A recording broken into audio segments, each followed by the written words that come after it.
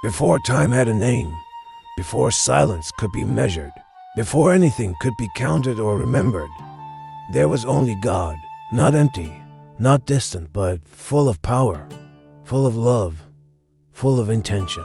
An infinite stillness surrounded him. Yet that stillness did not dominate him. It waited, as if all existence were holding its breath, even though existence itself had not yet begun.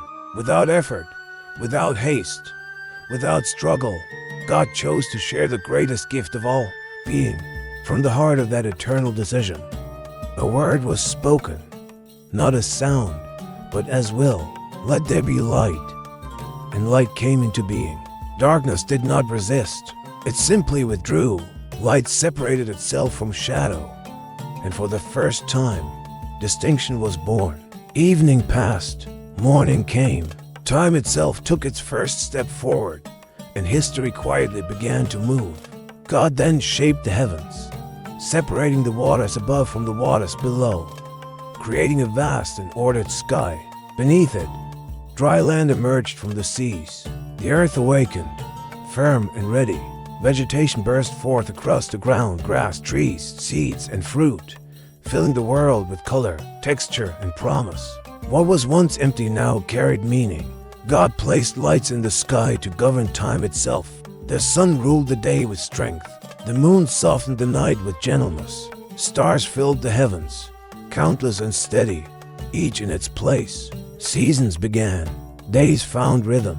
The universe moved in harmony, as if following a sacred design written into the fabric of creation itself. The seas filled with living creatures, small and great, moving with purpose through the depths. The sky filled with wings, motion, and song. The land welcomed animals of every kind, each according to its nature. Creation was no longer silent. It breathed, expanded, and responded to its creator in ordered beauty. Then God spoke with intention and love. Let us make man in our image. From the dust of the earth, God formed man and breathed life into him. Adam opened his eyes and encountered the world for the first time. He breathed deeply. He stood. He looked around, and creation looked back at him. God placed him in Eden, a garden of harmony and peace, granting him freedom and a single boundary of trust. Because love without choice is not love, and obedience without freedom cannot become communion. Seeing that man was alone, God caused a deep sleep to fall upon him and created woman from his side. Even they saw one another. There was recognition, unity, and joy. They lived without fear, without shame, walking freely in the presence of God. Human love reflected divine love in its purest and most innocent form, a living sign of communion. But into that harmony entered a whisper. A serpent questioned trust and planted doubt. The fruit promised wisdom, autonomy, and control.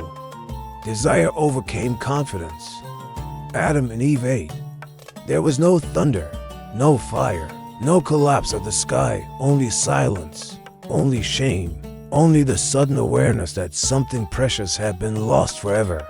They hid, and God called, "Where are you?" Judgment came, but mercy followed. God clothed them, protected them, and promised that evil would not have the final word. Outside Eden, human history began, marked by labor, suffering, longing, struggle, and hope. Violence grew. Blood was spilled. Brother rose against brother. Yet God did not abandon creation. In a corrupted world, one man listened. Noah obeyed. An ark was built. Waters rose. The world was washed clean, not in hatred, but in sorrow, justice, and renewal. The flood receded. A dove returned with a branch. Life began again. God sealed a covenant with a rainbow, a visible promise written across the sky, declaring faithfulness to all generations, reminding humanity that mercy still surrounds the world. Humanity spread. Pride returned. Languages scattered. Nations formed. And then God called one man, Abraham, asking him to leave what was familiar, what felt secure, and walk by faith into the unknown future, prepared by God alone. From the first light to that call, Genesis tells one story. God creates in love. Humanity falls through distrust, but God never stops seeking, guiding, correcting, and promising redemption. The beginning was never the end. It was the first step toward salvation, already pointing beyond itself, toward a fulfillment that will one day enter history not as thunder or fire, but as presence, humility, and flesh, restoring what was broken, healing what was wounded, completing what was begun from the very first moment of light, and drawing all creation back toward its source in love.